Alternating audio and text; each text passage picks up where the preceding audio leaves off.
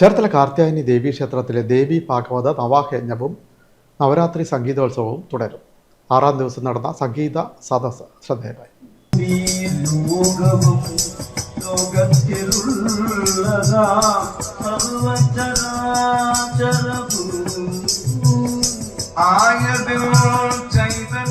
ചേർത്തല കാർത്യായനി ദേവീക്ഷേത്രത്തിലെ ദേവി ഭാഗവത നവാഹയജ്ഞവും നവരാത്രി സംഗീതോത്സവവും തുടരുന്നു.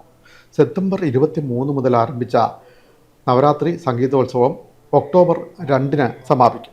വിവിധ ദിവസങ്ങളിൽ സംഗീതാരാധനയും സംഗീത സദസ്സും ഉൾപ്പെടെ വിവിധങ്ങളായ പരിപാടികളാണ് നടന്നുവരുന്നത്. 6-ാം ദിവസമായ ഞായറാഴ്ച വൈകിട്ട് 6:50-ന് ദീപാരാധന, തുടർന്ന് 7 മുതൽ സംഗീത സദസ്സ്. മുല്ലപ്പള്ളി ഭജൻസാണ് നേതൃത്വം നൽകിയത്. പരിപൂരണ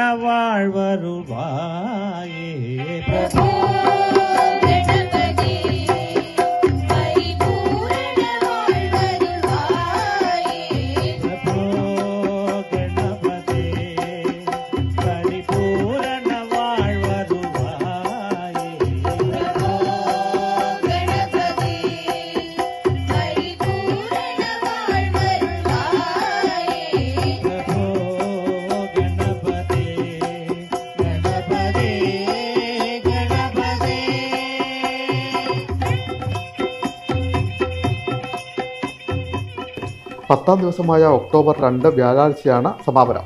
വിജയദശമി ആഘോഷത്തിൻ്റെ ഭാഗമായി പൂജയെടുപ്പ്, വിദ്യാരംഭം, പാൽക്കഞ്ഞി വിതരണം തുടങ്ങിയവ സംഘടിപ്പിച്ചിട്ടുണ്ട്. അഖില ഭാരത അയ്യപ്പ സേവാ സംഘത്തിൻ്റെ നേതൃത്വത്തിലാണ് വിജയദശമി ആഘോഷം സംഘടിപ്പിച്ചിട്ടുള്ളത്. അപ്പോൾ സരസ്വതിയുടെ പ്രാധാന്യമാണ് ഈ നവരാത്രി കാലത്തിൽ നമുക്കുള്ളത്.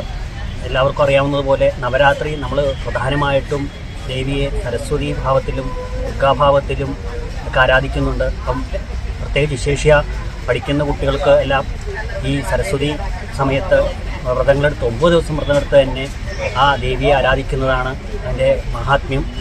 അപ്പം ഇവിടെ നവാഹമായിട്ട് ചേർത്തല കാർത്യായനി ക്ഷേത്രത്തിൽ ബൊമ്പക്കുലുമൊക്കെ നിർത്തിവെച്ച് 9 ദിവസം ദേവിയെ ആചരിച്ചു പോരുന്നു. അപ്പോൾ എല്ലാ ഭക്തജനങ്ങളും ദേവിയെ ഈ നവരാത്രി മുഹൂർത്തത്തിൽ വീടുകളിലും അമ്പലങ്ങളിലും എല്ലാം പോയി ഭഗവതിയുടെ കൃപാകടാക്ഷങ്ങൾക്ക് പാത്രീഭൂതരാകണം. പിൻമീഡിയ ചേർത്തല.